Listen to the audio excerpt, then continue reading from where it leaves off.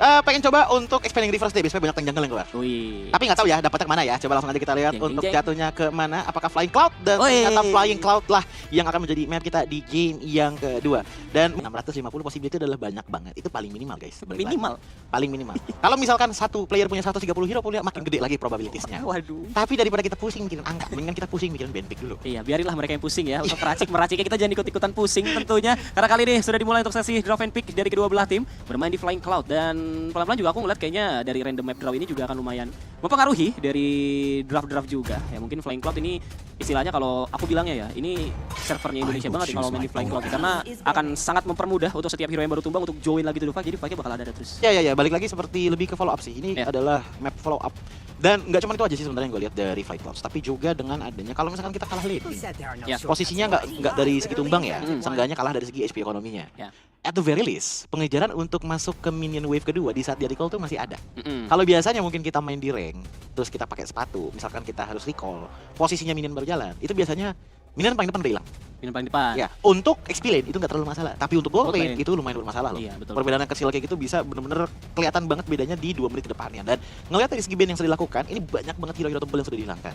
Ada Arlott, ada Chip, ada Cici, ada Kalea, dan satu lagi ternyata One yang udah di bensel Geek Fam Junior. Posisinya mereka masih punya banyak possibility untuk pick. Masih ada Chushin, masih ada Kalea, masih ada Franco, masih ada Fofius maksudnya. Masih ada Fofius juga. Atau kalau misalkan mereka pengen ngambil ke arah jungle duluan juga silahkan, karena Fanny juga open. Yes. Oh, ini gig duluan ya? Oh iya, Yi Sansin tadi udah... tadi di Sansin dipakai Ixon ya? Jadi Yi Sansin dipakai Ixon, tapi kalau misalkan diambil pertama kali juga ngapain kan? Tadi udah di global win juga. Tuh kan aku baru masuk aja udah langsung pusing. Nah, itu dia kan? Itu dia makanya. Selamat datang di Abdul Adi 12. Makanya nggak heran kalau mereka pakai koyo. Kalau kalian pikir koyonya buat gaya-gayaan doang, tidak. Pusing, benar-benar pusing pastinya ya. Untuk mikir ya guys ya, untuk mikir. Coach tadi udah coach pakai Ruby, nggak bisa pakai lagi. Oh iya ya lupa saya. Aduh pakai apa lagi ya? Coach ada? Emang iya? Nge-make share lagi emang iya? Dan Chushin, seperti di-mention oleh Bang Choji tentunya menjadi hero dengan value yang lumayan tinggi karena di game kita yang pertama juga tadi sudah di-ban dan kali ini akan keluar di tangan daripada tim Geek Fam Junior. Dan mungkinkah dengan adanya Chushin di sini akan membuka jalan bagi mereka untuk tampil agresif, dan penting banget tentunya untuk tampil agresif karena sebenarnya yang tertantang di sini pastinya adalah kepercayaan diri mereka setelah kalah dengan bisa kita bilang cukup telak ya di game yang pertama. Sangat tentunya mereka butuh apa ya? Ya butuh ini mental juara untuk bangkit. Tapi ini udah berat banget dari awal kombinasinya ini. Astaga, Angela sama Angela ya, ini langsung di pick. Angelanya sih kalau misalkan emang mau ditaruh mid lane juga nggak masalah menurutku. Cuman yang bakal jadi masalah adalah kalau misalkan gold lane-nya bukan tipe clear minion cepat. Ada beberapa hero tuh, hero gold lane yang bukan clear minion cepat. Contohnya Irithel, Granger, Bruno, itu bukan tipe hero clear cepat. Yang hero clear cepat itu ada One, ada Cloud, ada Nathan. Itu yang bisa cepet tuh untuk clear, seenggaknya kepake di meta sekarang ya. Even gold lane Bane menurutku bisa lumayan clear cepat dibandingkan dengan Bruno, Granger, ataupun tadi satu lagi siapa? Brody lah. Taruhlah Brody gitu. Agak sulit kalau kayak gitu. Dan ternyata untuk pick dua lanjutannya ternyata ada Bruno yang baru kita dibahas, diikuti dengan adanya Guinevere tank. Jungle kah yang dibawakan Guinevere ya? Melawan Baxia. Jujur karena DPS ini agak sulit menurutku bagi teman-teman dari Geek Fam Junior. Mereka udah ngambil banyak banget DPS. Ada Chushin, ada Guinevere. Lawannya Baxia yang pasif awalnya adalah dia bisa stacking damage reduction. Jadi kalaupun memang terkena special migration dan juga violet requirement-nya, pertama dia udah tebal, yang kedua ada Angela bos. Hardguard langsung ya. Ini yang bakal jadi problem menurutku bagi teman-teman dari Geek Fam Junior. Hence why mereka menghadirkan Bruno di game kali ini sebagai damage dealer utamanya. Tapi dengan udah ada Guinevere dan juga Bruno, ini belum menjadi solusi yang sempurna menurutku. Karena at the very least mereka juga masih butuh orang bagian depan. Kalau nggak buat jadi body blocker, kalau nggak jadi pas pampresnya sang Bruno. Betul, karena di sini seperti yang dinotis oleh Bang Choji ya, Brunonya bakal diandalkan untuk bisa menghancurkan lah dari perpaduan yang super duper tanky dari Baxia dan juga Angela. Karena kita ngomongin Baxia, biasanya Baxia Ruam dikasih revitalize aja itu udah susah banget ngelatihinnya. Tuh Rom belum jungle. Iya, terus sekarang dikasih Angela lagi dengan Hardguard yang sekarang di buff ya kan, jadi 20 detik ya di setiap level ya kan, dan kalau dia pakai item cooldown juga bisa jadi lebih cepat lagi. Wah ini itu kalau pakai fleeting time sih cuma sekedar 12 11-an 8. Kalau 12 tuh kalau ada fleeting time. 8 atau 7 itu kalau dia ngelakuin assist. Aduh 7 di spam Hardguard sih bete sih jujur ya, dia kayak kita pengen ngelakuin teamfight tuh jadi nggak tenang kecuali Angelanya tuh mati duluan. Tapi masalahnya Angela dengan posibilitas di meta sekarang yang di-mention Bang Choji lagi, dia bisa bermain sebagai mid laner. Kalau udah memasuki mid gamenya aja, nanti dia udah bisa main di lane jauh yang istilahnya udah aman. Angela mid lane itu bagus sebenarnya. Tapi ada satu yang emang benar-benar bikin bete banget sebenarnya kalau pakai Angela mid lane. Apa tuh? Defense-nya kurang enak. Iya. Skill 1 Love Waves. Ya sama aja kayak minion datang, ya udah tinggal menghemburkan gelombang cinta aja. Iya, gitu-gitu doang ya. Gelombang cinta aja dikeluarkan, ya bukan damage tertinggi tentunya di daerah mid lane, tapi ya pada akhirnya lama gitu ya. mungkin plusnya yang lainnya adalah dia masih bisa ngejaga split push. Betul. Iya, kalau misalkan lawannya nggak Hayabusa, kalau lawannya nggak Fanny. Ya, coba kalau lawan mereka, sekali pukul sekali gesek itu hilang kan? Sing jebret hilang. Itu Terus dia. power team fight-nya langsung berkurang banget ya. Nah, tambahannya adalah Harith di gold lane. Ya menurutku untuk dari segi offense bagus banget sebenarnya kalau dipairingkan sama Angela. Tapi again and again defense-nya bukan yang paling cepat menurutku pribadi untuk clear wave. Nah, mungkin kalau misalkan dilihat dari potensi adanya jungle ataupun roam di pick terakhirnya, mungkin di sanalah mereka coba untuk ngambil solusi gimana caranya kita masih bisa ofensif dan juga defensif di saat yang bersamaan. Sementara dari Geekfam Junior yang mereka pusingkan adalah siapa yang akan menjadi defender di bagian depannya. Gatot Kaca udah nggak ada, Esmeralda udah nggak ada, Uranus sudah digunakan, jadi mungkin Glue jawabannya untuk di XP lane dari Geekfam Junior. Betul. Tapi Glue kalau kita bilang badan juga sebenarnya dia nggak yang pure badan kan. Karena At least masih lebih tanky lah ya. At least dia punya badan dan seperti yang dimention oleh Bang Choji juga dan Fanny juga tadi ya. Lumayan akan menjadi mimpi buruk bagi Angela. Jadi ini akan saling apa ya? Saling nebar teror. Mungkin kalau Fanny-nya di sini nebar teror ke arah Angelanya atau ke arah Harith-nya, tapi Angelanya ini dibandingkan teror sih bilangnya karena mungkin Angelanya nggak datang dalam bentuk fisiknya dia gitu ya, yang kayak hero-hero mid laner lain yang ngasih damage, tapi ketika dia masuk ke dalam tubuh Lapu-Lapu, Cho atau Baxia yang paling oke atau Harith-nya nanti ketika in case dari spatial migration-nya connect ke dalam tubuh seorang Harith, ya ini bakal jadi sesuatu yang bikin super bad mood untuk menjalani team fight lanjutannya. Ini draft yang diambil sama Isan jemput ditendang. Ini matinya perlahan, bro. Tim Geekfam juga, so let's take a look. Kira-kira bakal seperti apa keseruan kita di game yang kedua. Karena once again, Geek, mereka sudah harus mengalami kekalahan pertama. Dan Ixon berhasil menang telak. Apakah mereka bisa untuk mendapatkan kemenangan kembali? Atau Geek yang bakal menyamakan kedudukan bersama Ricardo dan juga Choji. Kita menuju ke Land of Doubt. Yes, ini dia di game yang kedua. Permainan dari match kedua kita juga untuk di hari ini. Teman-teman dari Ixon Esports melawan Geekfam Junior, adanya perbedaan antar jungle, Baxia melawan Fanny. Sebenarnya di satu sisi, aku ngelihat Ixon Esports sepertinya emang bener-bener apa ya, ngebabysit banget si YY feelingku untuk di game kali ini. Karena damage utama yang banyak banget keluar dari tim mereka pasti bakal datang dari Harith. Lapu-Lapu sih sebenarnya masih bisa ya, kalau misalkan itemnya dibikin hybrid kayak di Ruby sebelumnya. Jadi gue oleh ZYY, cuman emang agak riskan aja kalau menggunakan item kayak gitu. Dan di sini kayaknya dari tim Ixon mungkin sedikit problemnya adalah Fanny yang bakal berterbangan dengan begitu bebasnya. Dan tentunya akan menjadi, aku lebih bertanya gimana cara eksekusi fight-nya untuk tim Ixon aja sih. Karena mungkin ya kalau dari yang aku lihat, Baxia di sini punya peranan penting nih. Karena in case meskipun Angelanya hidup dan Baxianya tumbang, ini bakal jadi sesuatu yang merepotkan banget kalau dilaksanakan tim fight dalam jangka panjang. Karena di sini kan Baxianya bisa kita bilang jadi badan terkuat lah. Dan badan satu-satunya Chow lebih ke arah inisiator bersama dengan seorang Lapu-Lapu yang nantinya fokusnya dia pasti mencari keberadaan Bruno-nya gitu. Jadi Ixon juga benar-benar secara pergerakan tim fight 5 lawan 5-nya mereka harus solid dan harus satu call lah. Ya, dan satu call tersebut yang harus di-underline sih menurutku. Emang karena dari kedua belah tim ini benar-benar butuh satu sama lain sih.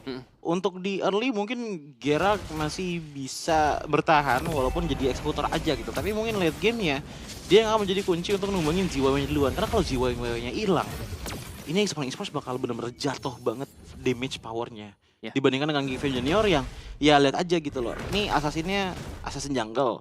Terus tambah lagi Bruno yang late game juga bakal power juga. Brian pun kasarnya dengan Curse Helmet atau enggak minimal satu Molten Essence deh. Dia bisa ngeluarin offense yang lumayan loh. Oke, dan sekarang kita bakal melihat ada The Way of Dragon dan juga Baxia Shield Unity yang menjadi opener dari pertarungan kita saat ini. Dan Geralt saya bakal mencoba untuk berterbangan dengan menggunakan Steel Cable. Tapi First Blood dari kombinasi antara Spatial Migration dan juga Villa Requiem-nya menjadi malapetaka. Tapi lihat di bagian belakang ada Crimson Backhand yang masih bisa menyelamatkan seorang Chef Sanji. 1 lawan 3, tidak gentar. Tapi 2 untuk 1 masih keuntungan bagi Ixon. Itu kelihatan kan setebel apa Baxia di early kan? Itu setebel apa Baxia digebuk 3 orang pun juga masih ada setengah gitu loh darahnya. Apalagi dengan Jack Miner yang emang udah siap juga gitu loh dengan power Angelanya dia di level 4 sekarang. Uzi juga sudah sama-sama level 4 juga. Jadi tendangan-tendangan mungkin bisa dilakukan lagi untuk di menit kali ini. Oke, Breakfast Fighter akan menjadi satu buah pembuka pertarungan yang turtle didapatkan oleh tim Ixon. Dan bahkan Fanny Geralt harus mundur, begitu pula dengan Brian yang terpaksa mengaktifkan split-splitnya. Tapi nggak ada satupun keuntungan yang bisa didapatkan oleh Bayangin. Cuman perbedaan dari segi respawn time-nya Lapu-Lapu dari dia tumbang, habis hidup lagi, tiba-tiba ada harga lagi. Itu yang bikin bete sebenarnya bagi teman-teman dari Geekfam Junior. Karena begitu mereka inisiasi, mereka benar-benar kehantam banget sama banyaknya hal dari Ixon Esports. Tapi menurutku Ini ada satu Panther yang udah mulai kelihatan tapi di bawah. Bahkan kali ini kita melihat ada follow up dari Spatial Migration, tapi Heartguard langsung aja memberikan bala bantuan. Violet Requiem mungkin sudah di pop up, tapi kali ini di sore jauh datang Yuzi. The Wild Dragon rata-tata tendangan ke bagian belakang bakal dia berikan. Fanny Gerrard join, Crimson Beacon digunakan, dan lihat ZYY-nya satu hit terakhir dieksekusi oleh Jams. Bahkan Baxia Shield United berhasil menabrak arah sore Clayfish. Bisakah Clayfish bertahan? Dan jawabannya adalah tidak, karena lagi dan lagi Ixon menolak hanya mendapatkan satu di sana. Tapi ini pattern yang tadi aku bahas tadi. Ixon tuh bener-bener kuat banget kayaknya untuk bawa ke team fight close combat. Mereka seneng banget bawa ke team fight yang deket, yang bener-bener nempel banget. Game pertama mereka bawakan draft seperti itu, game kedua pun mereka bawakan draft seperti itu juga. Dan ada sedikit fun fact di mana Ixon dan YY berhasil meraih top 3 most kill dengan perolehan 97 kill, 7 kali triple kill, dan 5 maniac hingga week ke-7 babak progressive round. Berarti ini emang predator nih beliau yang satu ini ya. Emang spesialis poin-poin kill dan harus diantisipasi tentunya oleh tim Geek Fam. Menjadi salah satu player yang juga disorot sebelum permainan kita dimulai tadi. Jadi daripada tim Geek Fam harus menemukan solusi juga bagaimana supaya ZYY-nya dia nggak terlalu puas makan di awal. Ini kalau diibaratkan sebagai mobil ya. Mungkin kalau dilihat dari Ixon Esports, 4 player yang lainnya adalah ban. Sementara mesinnya adalah killing machine dari ZYY. Oh, bukan yang nyetir dia? Bukan. Killing machine. Killing mesinnya ya? Iya, 2025 kayaknya udah nyetir sendiri mobil. Oke, tapi lihat bagaimana ada satu bos Spatial Migration yang di follow up dengan Steel Cable. Dan juga Cutthroat yang langsung aja menjadi end life dari ZYY. Tapi tetap aja loh, ini posisi Bruno juga udah show di bawah. Yep. Jadi kalaupun yang pengen turtle, ini kuantitinya sama-sama 4 lawan 4. Walaupun Harita tumbang. Tapi menurutku Ixon Esports masih punya chance yang sangat tinggi untuk memenangkan turtle lagi dan lagi. Namun lihat deh, again and again mereka nggak langsung menuju ke arah turtle-nya. Walaupun mereka leading 300 gold juga. Walaupun mereka leading dari hero draft di mana early-nya bagus banget gitu. Mereka nggak mau gegabah. Mereka selalu coba untuk diatur dulu nih. Distrukturin dulu nih tim fight bakal seperti apa. Kumpulkan dulu teman-teman dari Geek Fam Junior baru melakukan aksinya. Yes, tapi lihat bagaimana tim fight dibuka oleh seorang Chelsea yang saat ini dibalaskan dengan Yuzi yang sudah mulai join to the fight. Tapi lihat bagaimana Iko dengan beraninya langsung mencari keberadaan seorang Jax, dan di bagian terdepan Chelsea masih bisa selamat dengan flicker yang dia gunakan. Dan bagaimana juga damage yang diberikan oleh seorang lapu-lapu begitu menjadi malapetaka bagi tim Geek Fam Junior. Dan ZYY join to the fight, menari dengan Someone Force-nya. Ada flicker yang bakal digunakan oleh Brian yang menyelamatkan Jax, tapi gak bisa, dan Jax yang meregang nyawa. Split berhasil men-shutdown Angela, tapi Iko masih terlalu tanky. Gerrard kembali, cukupkah damage yang bisa dia berikan karena Iko kembali lagi dengan Breakfast Fighter-nya. Otomatis ngebuat adanya 3 player pun tumbang dengan begitu cepatnya di tangan dari Geek Fam Junior, dan akhirnya membuka chance lagi untuk Ixon Esports mungkin bisa melakukan push ke Turtle di menit ke-6 kali ini. Banyak banget inisiasi tapi Fanny. Cihuy, datang dengan Steel Cable hanya untuk tertumbangkan sepertinya karena Turtle berhasil dikantongi oleh seorang Clayfish, dan bahkan Fanny-nya tumbang di tangan seorang ZYY. Dan ini akan menjadi satu lagi kerugian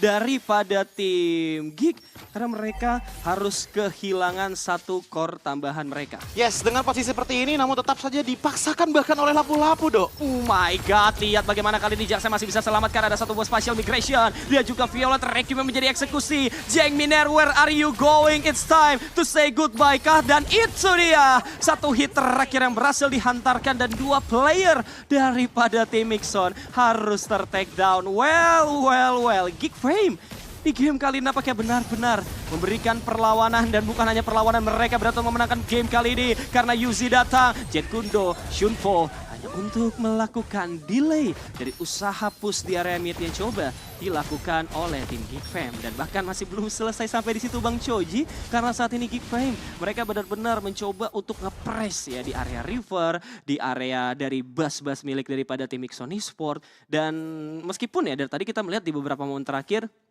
Geek Fam mereka berhasil memenangkan tim fight, tapi untungnya Ixon dengan modal yang sudah mereka bawakan dari early game, mereka masih memegang dari segi keunggulan gold. Dan itemization kita bisa melihat juga di mana dari kedua belah core tim ini ya, ada Starlium Sight di tangan daripada Herit, sementara untuk Bruno dari Jangs dengan waktu yang diberikan oleh rekan-rekannya sudah ada 2 item termasuk 1 buah Hasklaw ya. Jadi dia udah punya life steal, sehingga dari sustainability-nya dia di arah pertarungan atau team fight jangka panjangnya nanti udah bisa lah untuk survive dari usaha-usaha pengejaran yang dilakukan oleh tim Ixon Esports. Bahkan kalau misalkan dilihat dari itemnya Iko pun dia ngambil War X terus habis itu ada Vitality Ring ya. Gue feelingnya lebih ke Queen Swing juga nih kayaknya nih.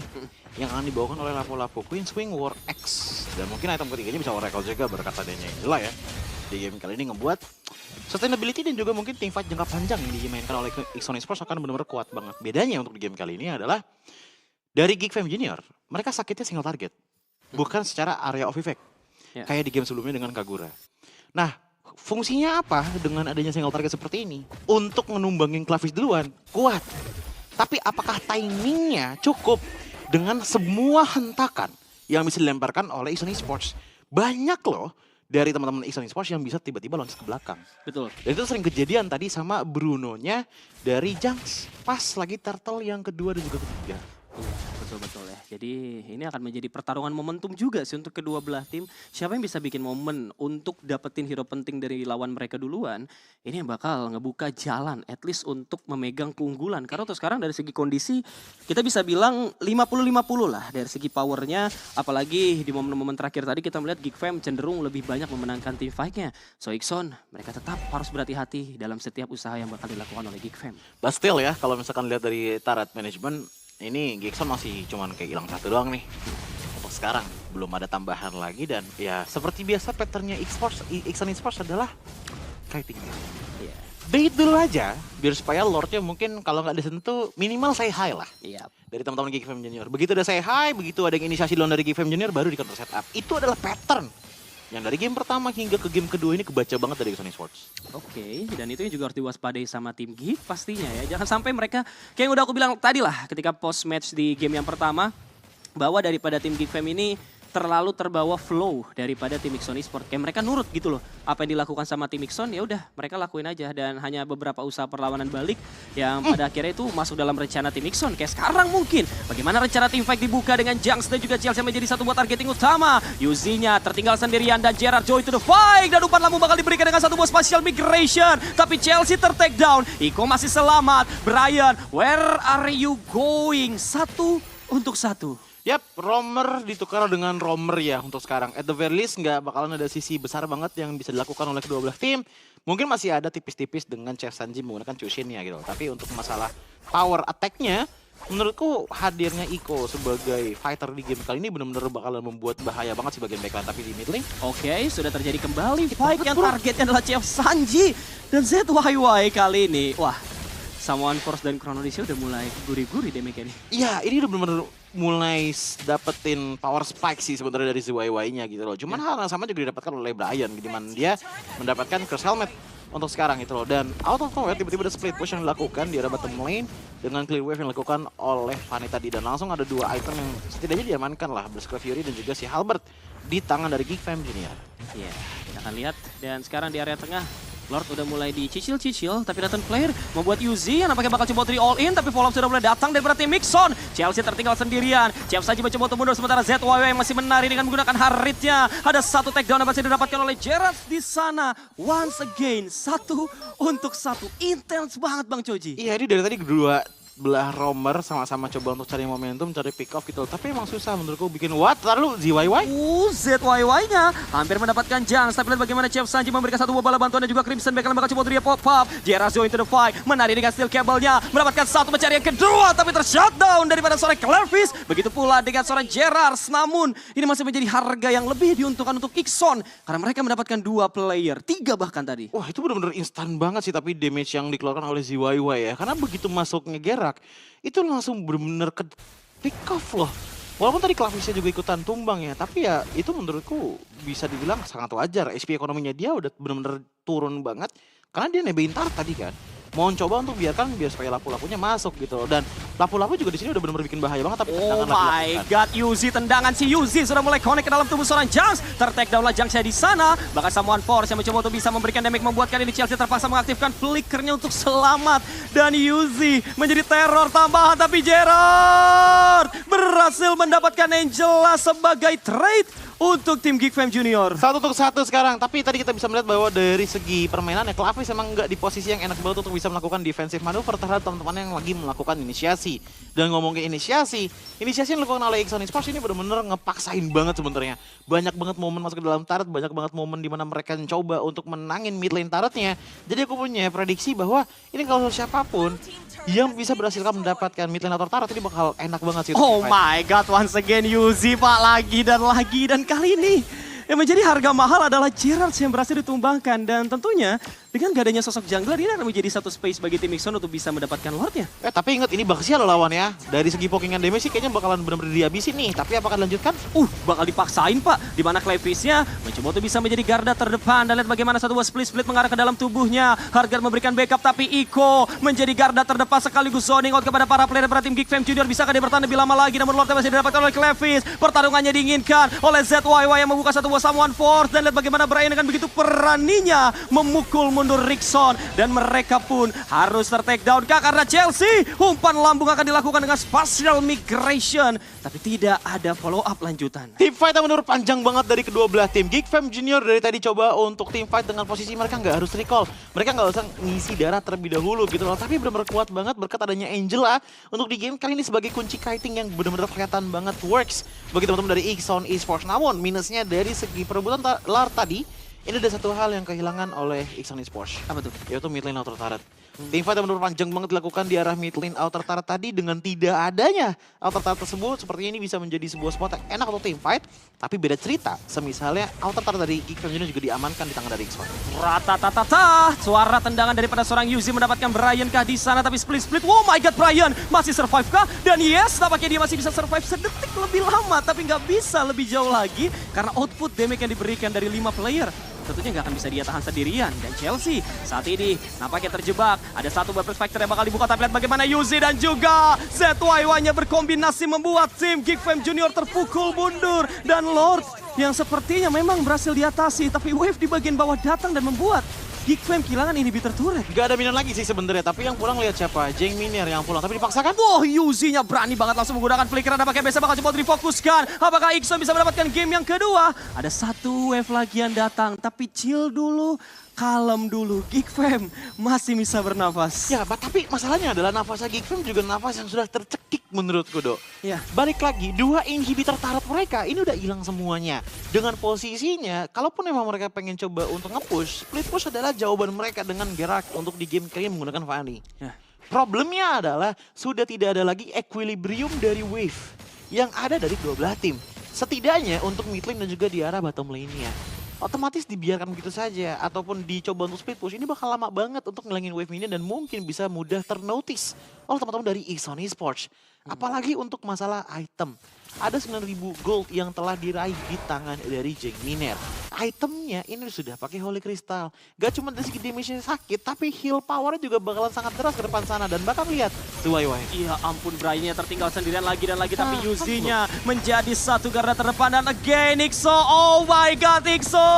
Lari ada Ixo. Tapi spatial migration bakal coba untuk digunakan membuat carry di Chelsea mengangkat derajat satu orang. Ixo-nya mungkin ter-shutdown oleh Chef Sanji. Tapi ZYY join to the fight. Crimson Beacon terpaksa digunakan dan Clavisa bakal menabrak dan biasa bakal difokuskan kah? Tapi Chelsea, oh my god, spatial migration-nya kena 2. Dia pun masih selamat. Hardguard kali ini memberikan nyawa tambahan bagi ZYY dan 2 kali usaha Ixon untuk nge-end game kembali ditahan. Ya ini masih benar-benar ketahan banget karena emang agak sulit untuk bisa masuk tanpa adanya Lord yang bisa diambil terlebih dahulu oleh Ixon Esports. Ingat, ini pattern yang mirip banget dengan game pertama tadi dan bahkan gold lead pun sudah hampir menyentuh ke angka yang sama seperti di game pertama di menit yang mirip juga di angka 5.000-an gold difference untuk teman-teman dari Ixon Esports.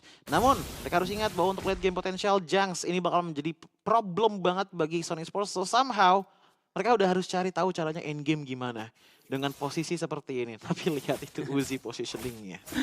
Aduh, Yuzi agak nyebelin sebenarnya ya ketika lagi bengong, lagi fokus ngeliat kiri kanan dan juga ngeliat karya Pitlord, takutnya teman-teman lagi nge-fight. Ada sosok yang meneror, karena tadi Yuzi ini oke Jet Kundo Shunpo-nya beberapa kali miss, tapi setiap kali miss itu tuh kayak di teamfight yang apa ya, yang istilahnya tuh emang lagi pecah dan membuat kayak Geek Fam pengen mendekat, mereka takut langsung di The Way of Dragon plus flicker, terutama core-core-nya ya. Itu yang ngebuat juga Junks kayak lumayan kesulitan untuk bisa ngasih damage secara maksimal. Ya masalahnya adalah Uzinya tuh nggak pernah kelihatan show di map gitu loh. Iya. Ini yang akhirnya ngebuat ya deg-degan juga, lumayan keringetan dingin ini dari Geek Fam Junior gitu loh. Depan belakang mereka belum ada yang bisa nge-show banget, tapi Uzi. Nah ini dia, satu buah concept play dan Jet Kundo yang oh my god targetnya ternyata adalah Junks. Matanya di Junks dan bahkan Ikonya terpaksa harus mundur, tapi ZYY join to the fight dan Chef Sanji yang bakal termasa dan tergoreng di sana. Brian sendirian, bisakah dia bertahan? Ada Junks yang memberikan satu buah follow up damage dengan damage damage per second dengan Bruno yang dia mainkan. Clevis menjadi garda terdepan, tapi Jeras yang menarik dengan steel cable yang dia miliki. Clevis super duper tanky dan Jaxia pun di take down. 3 player hilang. Ini menjadi malapetaka besar bagi tim Geek Fam Junior. Oh, tapi sebentar dulu, mid lane. Jerasnya ditendang jauh banget, tapi ada wave di area tengah dan juga bawah yang kali ini bakal datang. Apakah Geek Fam bisa menyelesaikan permainan? Karena Chelsea kali ini harus mencoba untuk bertahan sendirian. Spatial migration di cancel, Samuan Force bakal dibuka dan Nixon Esport tampaknya bakal mengamankan game kita yang kedua. Ini dia game kedua dari Sunny Sports yang ternyata berhasil mendominasi teman-teman dari Geek Fam Junior dengan gameplay yang begitu indah dan masih dengan pattern draft yang sama.